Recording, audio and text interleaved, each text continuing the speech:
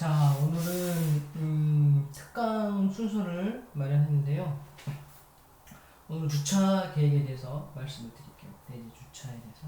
여러분들 건축 계획, 특히나 다른 디자인적인 내용 이런 것들은 지도 교수님들께서 많이 알려주고 또 여러분들도 상당히 잘 해내고 있는 것 같아요. 근데 이제 기본적으로 제가 여러분들을 이제 여러 작품을 보면은 외부 공간 계획 조금 약하고 그다음에 주차 계획, 대지 주차에 대해서 조금 여러분들이 많이 교육을 못 받은 것 같고 그래서 그 부분에 대해서 좀 약해요. 그래서 오늘 특강식으로 아주 꼭 필요한 대지 주차, 건물 내 아니 단지 내 주차하는 거, 이 주차에 대한 상식적인 내용들을 여러분들한테 법규와 함께 더불어서 알려드리도록 하겠습니다. 그래서 대지 주차 계획에는 네 가지가 있어요. 첫 번째 이제 가장 중요한 게 진출입구 계획이죠. 네. 주차 우리 사이트 내로 차량이 어디에 출입구가 나야 되는지 아주 그 상식적인 이야기. 그 다음에 두 번째로 차로 계획. 차로 폭은 얼마고 차로는 정확히 어느 정도 폭이 있어야지 가능한 건지. 그리고 실제적으로 이제 그 차가 가서 어떻게 주차를 하는 건지 주차 계획. 그리고 나머지 좀 부수적인 계획. 이렇게 네 가지 챕터로 여러분들에게 말씀드리도록 하겠습니다. 첫 번째는 이제 진출구 계획이에요. 저희가 이제 이런 땅이 있을 건데, 여기 이런 여러 가지 대지가 있을 건데, 과연 우리 땅에 어떻게 이 차량의 출입구가 나야 되느냐. 땅이 여러 도로에 면할 거고, 땅이 여러 군데 여러 가지 컨디션이 있을 건데, 가장 합리적이고 가장 법규적으로 허용한 그 진출입은 어떻게 되는지 일단 한번 알아볼게요. 자, 첫 번째요. 진출입 계획에서 진출입구의 위치. 첫 번째 1원칙입니다. 1원칙. 자, 예를 들어서 이렇게 사거리가 있다 치고 우리 대지가 이렇게 모서리에 치안동이 있다면 여러분 출입구 위치는 1번일까요? 2번일까요? 보통 2면일까요? 2면일까요? 어쨌든 도로가 2면 도로이기 때문에 어디면으로는 들어가야 되죠. 역시 네 맞습니다. 원칙은 도로가 2개 이상인 경우에는 자동차 교통에 미치는 영향이 지정이 작은 도로에서 출입구와 입구를 설치해야 됩니다. 즉 2번에서 진출입구 입구를 설치해야 됩니다. 즉 대로보다는 소로에 접한 곳에 자동차의 출입에 진출입의 입구를 정하는 게 맞습니다. 그리고 역시나 상식적인 이야기인데요. 교차로보다는 교차로에서 떨어져 있는 곳, 최대한 떨어져 있는 곳으로 출입구를 배치하는 게 맞겠습니다. 그래서 2번 꼭 기억하시고요. 자, 여기 중요하죠. 출입구에 설치가 금지되는 곳. 이걸 여러분들 정확히 알고 좀 있어야 돼요.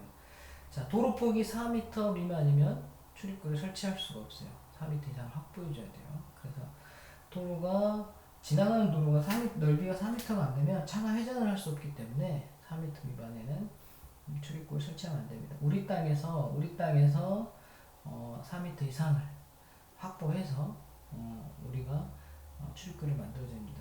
그리고 횡단보도나 육교 여러 가지 횡단보도에서 5m 이내에 있으면 안 돼요. 네, 5m 이런 횡단보도에서 5m 이내에 돌아가는데 차로를 설치할 수가 없습니다.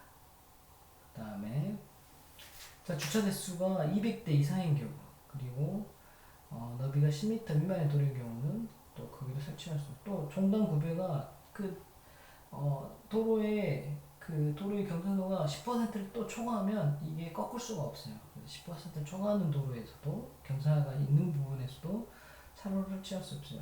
주차가 200대 이상의 대형인 경우에는 10m 미만의 도로 설치할 수가 없습니다. 그 다음에 또 중요한 게 있어요. 어린이 시설, 요즘에 어린이 민식이법이랄지 이런 것들이 중요하죠. 새마을 유아원, 유치원, 초등학교, 또 특수학교, 장애인 복지시설, 아동 전열시설 등의 출입구부터 20m 이내의 도로 부분에는 설치할 수가 없어요.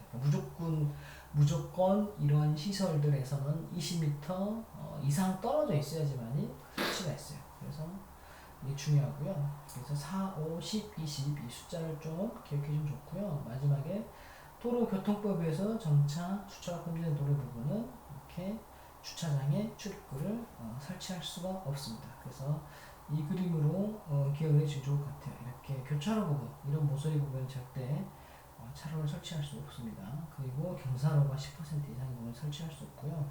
철도 건너목에서도 5m 이상 떨어져 있어야지만이 출입을 할 수가 있어요. 그 다음에 아까 말한 대로 학교랄지 유치원, 어린이 시설부터는 반드시 20m 이상 떨어져 있어야지만이 자동차에 출입구를 설치할 수 있다. 이 상당히 중요한 요소예요. 그래서 여러분들 기본 여러분들 디자인에 있어서 이런 것들을 막 무시하고 주차 출입구를 내는데 이런 것들은 아주 기본적이고 법규적인 부분이기 때문에 여러분들이 좀 알고 계셔서 여러분들 주차계 배치계획에 반영을 꼭 하셔야 됩니다.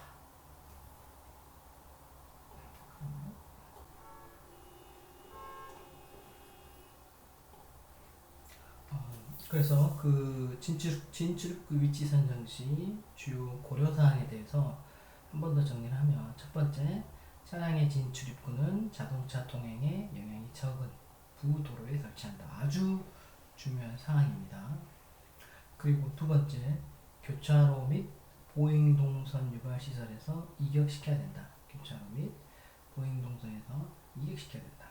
그리고 마지막으로 법규적인 고려사항을 배치해야 된다. 다음 그림과 같이 경사로가 10% 이상이랄지 4m 미만, 그 다음에 200대 이상의 주차도로는 10m 폭 이상, 그 다음에 이런 대지경, 이런 것들, 이런 법규적인 사항들을 반드시 고려해서 배치를 하는 게 중요하다. 그래서 이 수업을 들은 이후에는 주차장의 어떤 기본적인 출입구 선정에 대해서는 여러분들이 확실하게 알고 있어야 된다라고 말씀드리겠습니다. 자, 그리고 이제 조금 더 추가적으로 상식적인 이야기인데요. 진출입구에서 네 번째, 진입구와 출입구, 진입구와 진출구는 가급적 이격시키는 게 좋겠죠. 그래서 대지가 좁은 경우에는 차량 진출입이 하나이지만 대지가 넓고 주차 대수가 많은 경우는 대부분 주차 입구하고 출구를 따로 놓죠. 근데 될 수 있으면 그럴 때는 가급적이면 이격시키는 게 건축 계획상으로 합리적이다라고 말씀드릴 수 있겠습니다. 또 하나 이제 또 특별한 게, 굽어진 도로나 경사진 도로에 면한 경우는 도로가 굽어지는 곳은 주변상의 파악이 곤란하므로 출입구 설치를 될 수 있으면 금하고 시각적으로 개방된 곳에 주차장 출입구를 설치하는 게 좋겠죠. 그래서 도로가 굽어진 곳에다가 주차 출입구를 여기다가, 예를 들어서 이런 쪽에다가 설치하기 좀 어려워요.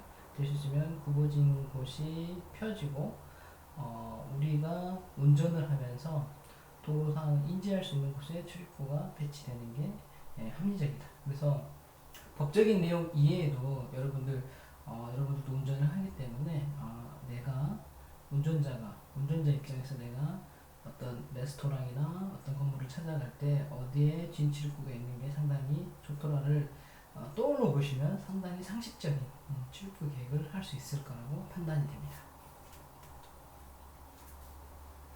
자, 그 다음에 두 번째로 진출입구. 자, 진출입구의 위치 선정에 대해서는 여러분도 어느 정도 이해를 했고요. 자, 그러면은 그 진출입구의 구조, 정확히 우리는 계획을 하기 때문에 그 구조는 세부상, 뭐 폭이랄지, 각도랄지, 어쨌든 넓이랄지, 이런 것들은 어떤 건지, 자, 진출입구의 구조를 한번 알아볼게요. 첫 번째는 자동차의 회전을 고려해야 된다. 자, 자동차는 우리 사람처럼 멈춰서 90도로 꺾을 수는 없어요. 그래서 이러한 회전 방향을 고려해야 돼요. 될 수 있으면 애각 처리할 게 아니고 날카로운 각이 아니라 둔각으로 처리해야 돼요. 즉 90도 이상 각을 유지해줘야지만 차가 꺾을 수가 있습니다. 그래서 도로와 접하는 진출입구는 차량의 회전 반경 및 안전을 고려해서 도로와 90도 이상의 각으로 접하도록 반드시 이렇게 배치를 해야 됩니다.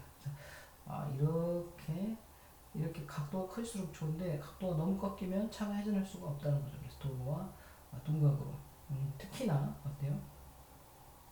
60도 이하는 절대 금지. 60도 이하는 차가 한 번에 돌 수가 없습니다. 그래서 이러한 기본적인 상식적인 도로의 진출입구의 구조, 특히나 자동차의 회전을 고려해서 둔각으로 처리한다는 사항을 꼭 인지하고 기억하시기 바랍니다. 자, 그 다음에 두 번째 중요한 거는 진출입거리를 확보하는 게 중요하죠. 그래서 진출입로의 길이를 확보해 자동차 회전을 고려한다. 그렇죠. 자동차가 출입을 해서 또 바로 꺾어가지고 이렇게 갈 수는 없어요. 그래서 이거는 잘못된 계획이에요. 최소한 5m에서 6m 이상 우리가 대지 내로 들어가서도 그 다음에 꺾을 수 있게끔 이러한 길이를 확보해 줘야 돼요. 그래서 진출입 거리에 대한 확보 상당히 중요하다. 이렇게 바로 꺾을 수는 없기 때문에 이렇게 이 진출입 거리를 최소한으로 한 5, 6m 이상 확보해 주는 게 중요하다라고 말씀드릴 수 있겠습니다. 자, 그리고 가각 처리. 자, 자동차 회전을 용이하기 위해서 진출입 차로와 도로와 접합부는 각지를 전제하는 거죠. 즉, 예를 들어서 반지름 3에서 3.5, 3점에서 4.5 정도를 통해서 가각. 무슨 말이에요? 예, 자동차의 진출입구를 이렇게 90도로 딱 꺾는 것보다는 차가 돌기 때문에 이 부분에 대해서 모서리 부분을 챔퍼 가각으로 처리해서 주차장 진입로의 구조를 설계하는 겁니다. 그래서 이 템퍼, 이 가각의 어떤 반지름은 지름은 3m에서 3.5m 정도로 하면 되겠습니다. 그래서 이러한 가각 처리를 반드시 해줘야지만이 차가 출입이 용이하다라고 말씀드릴 수 있겠습니다. 자, 그 다음에 상식적으로 어떤 운전자의 시야 확보에 대해서 우리가 상당히 어떤 여러 가지 계획을 해야 돼요. 그래서 출입구 부분에 운전자의 시야를 확보하기 위해서 당일 출구부터 2m를 후퇴한 노예 주차장의 차량의 중심선상 1.4m 높이의 도로주변 직각을 향한 시야각을 확보해야 된다. 뭐 어쨌든 이렇게 쭈쭈쭈쭈 써 있는데, 자, 무슨 뜻이겠어요?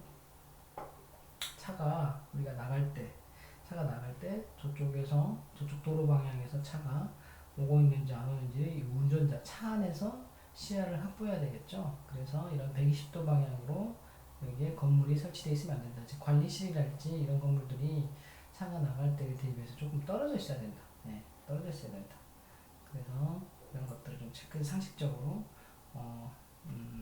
고려를 하면 되고요. 특히나 식재, 차가 나가는 데 식재를 많이 설치해 놔버리면 이렇게 나무를 심어 놔버리면 사람들이 나갈 때 이 식재 때문에 어떤 주변 상황을 체크할 수가 없는 거죠. 그래서 운전자, 특히 진입 출입구에 나가는 부분에 있어서는 건물을 배치한다거나 나무를 식재한다거나 이런 것들은 이러한 출입구 부분에서 120도 정도의 범위 내에서는 될 수 있는 대로 이런 것들을 설치하지 않는 게 좋다. 즉 약간 이 각에서 벗어나서 설치해서 운전자의 시야를 확보해 주는 게 상당히 중요하다라고 말씀드릴 수 있겠습니다. 자, 그래서 2m 정도 후퇴한 1.4m 높이 2m 후퇴한 1.4m 즉 운전자의 시점이죠. 그 시점에서 이 운전자의 시야를 꼭 확보해 달라라고 말씀드릴 수 있겠습니다.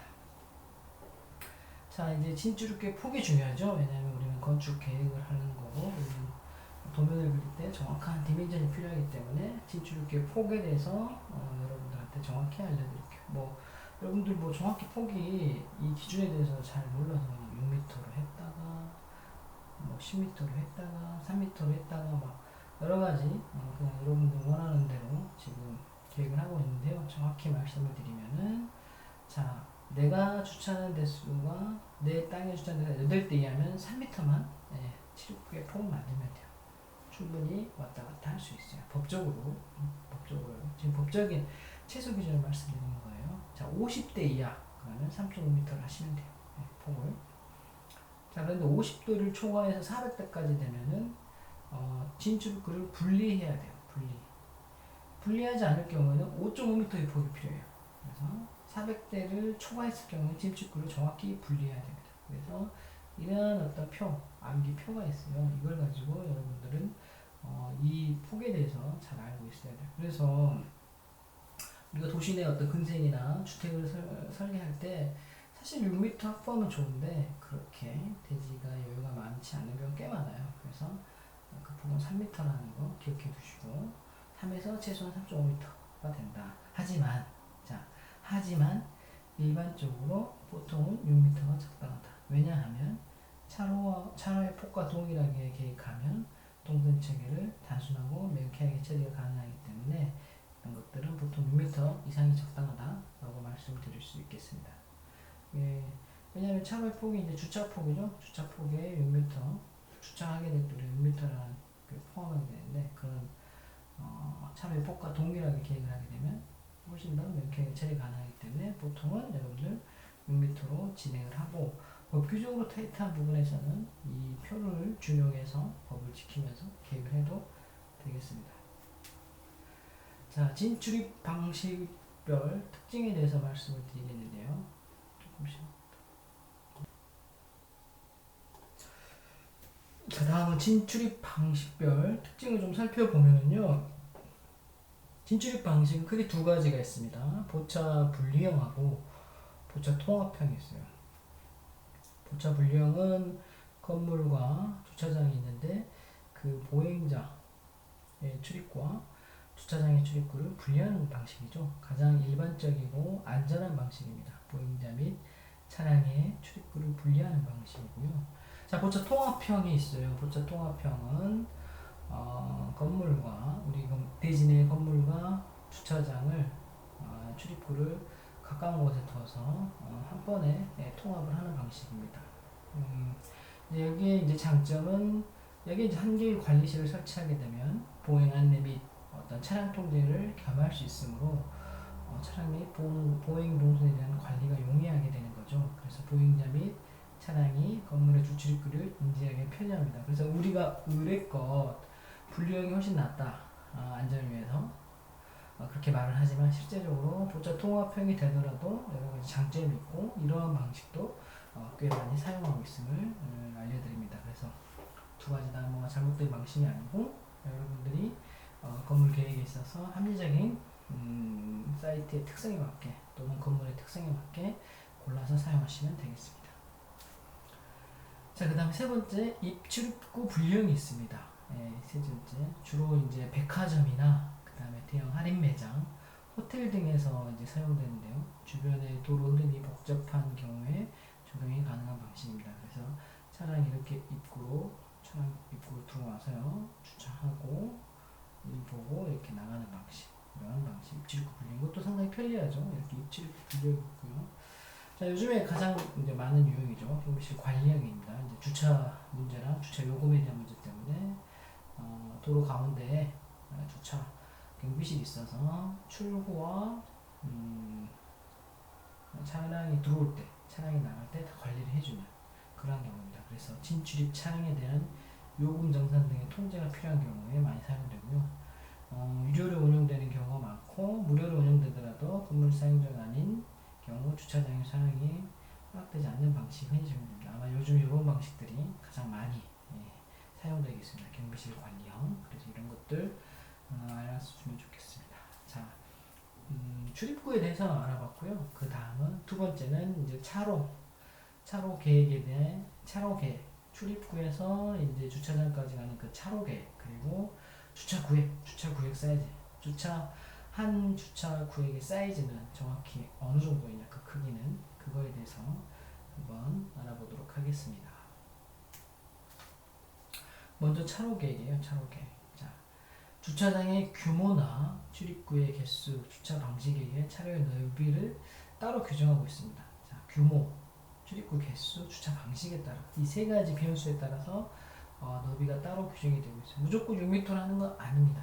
무조건 6m면 다 되죠. 6m면 뭐든지 다 되지만 우리가 대지 여건, 대지 상황에 따라서 그런 주차 차로의 폭은 달라질 수 있다. 그리고 주차면의 경우가 장, 단변 중 1변 이상의 차로에 접해야 됩니다. 주차면의 경우. 그래야 당연히 주차면이 차로에 접해야 주차가 되겠죠. 그래서 그렇게 알고 계시면 되고, 자, 특별히 어떤 복잡하지 않는 상황이면 우린 대부분 원칙적으로 직각 주차 방식을 적용하는 것이 바람직합니다. 무슨 방식? 직각 주차 방식. 자, 그럼에도 불구하고 주차 방식에는 이렇게 네 가지 주차 방식이 있어요. 평행 주차 방식, 45도로 되는 방식, 60도로 되는 방식, 그리고 우리가 가장 많이 쓰는 직각 주차 방식, 이렇게 네 가지의 주차 방식이 있고요. 거기서 차로의 8개 이하의 경우 차로의 폭들은 이렇게 3.0, 3.5, 4.0, 6.0으로 나눠집니다. 또 출입구가 두 개인 경우에는 3.3m, 평행 주차는 3.3m, 대한 주차는 3.5, 그 다음에 60도 대한 주차는 4.5, 6.0 이렇게 나눠주고요. 출입구가 한 개인 경우는 5m, 5m, 6.5m, 6.0 이렇게 됩니다. 자, 대부분의 6.0이면 모든 게 가능해요. 다만 그럼에도 불구하고 직각주차는 다 가능하는데 평행주차, 우리 평행주차 아니지, 평행주차나 이런 각주차들은 대수나 출입구에 따라서 폭들이 조금 더 좁아도 됩니다. 5m나 6.5m 이런 식으로. 그래서 평행주차가 폭이 가장 적고, 그 다음에 이제 대형주차들이 각도가 커지는, 아니 그 차로폭이 커지는 경우입니다. 그래서 이 표를 한번 잘 보고 계시고요. 혹시라도 주차 계획할 때 평행주차나 이런 45도 대형주차나 60도 대형주차를 쓸 경우에 차로폭에 대해서 체크해 주시기 바랍니다.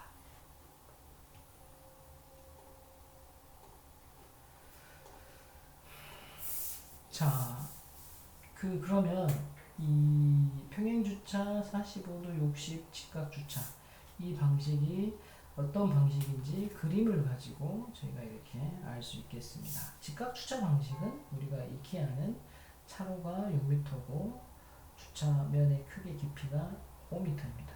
지금 2.3m로 되는데 여기 범위 바뀌어서 2.5m가 되고 있죠. 그래서 2.5라는 폭을 기억하시고요. 어쨌든 차로 폭은 6m, 5m가 됩니다. 자, 평행주차 방식은 차가 평행으로 주차하는 거죠. 그랬을 경우에 평행주차는 3.3m 정도만 돼도 차로 폭이 가능합니다. 자, 60도 대항주차인 경우는 4.5m. 그 다음에 45도일 때는 3.5m. 이렇게 가능합니다. 그래서 평행주차할 때 가장 차로폭이 적고 45일 때 3.5, 60도일 때 4.5, 직각일 때 6. 즉 각이 점점 커질수록 차로폭은 6m에 가까워져야 되죠. 그래서 이러한 주차 방식에 대해서 그림을 가지고 사이즈를 정확하게 알고 계시면 되겠습니다. 물론 저희가 많이 쓰는 게 이게 이 방식이잖아요. 직각 주차 방식. 근데 이제 대지의 조건, 건물을 계획하다 보면 반드시 직각 주차가 아니게 못 나올 경우도 있기 때문에 이런 것들도 여러분들이 익히 알고 있어야지만이 계획에 적용시킬 수 있겠다라고 말씀드리겠습니다.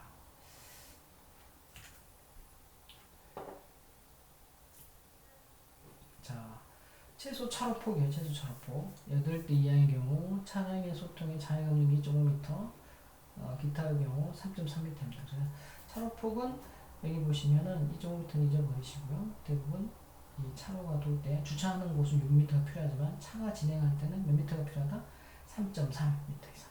기억해 두시기 바랍니다. 차로폭은 최소 차로폭은 3.3m. 근데 8대 이하, 주차가 8대 이하의 경우는 2.5m까지 가능해요. 2.5m까지. 근데 이런 경우 많지 않고 기타의 경우는 3.3m만 있어도 차가 지나갈 수 있다라고 말씀드릴 수 있겠습니다.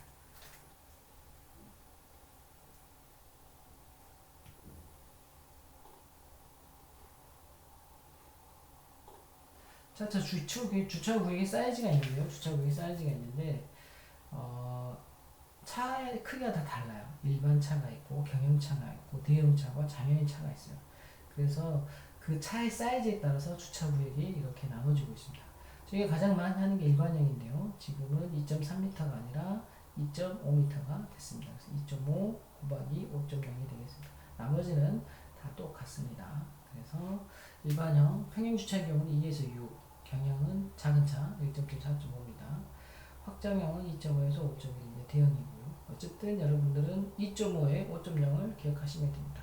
그래서 평행주차와 기타 사이즈들 이렇게 경영, 일반형, 장애인형, 확장형으로 이렇게 사이즈가 제시되어 있는데 이거에 대해서 알고 주차 구역을 진행하시기 바랍니다. 특히나 일반형의 경우는 법이 바뀌어서 지금 2.5m, 2.5 곱하기 5.0이라는 거 기억해 주시기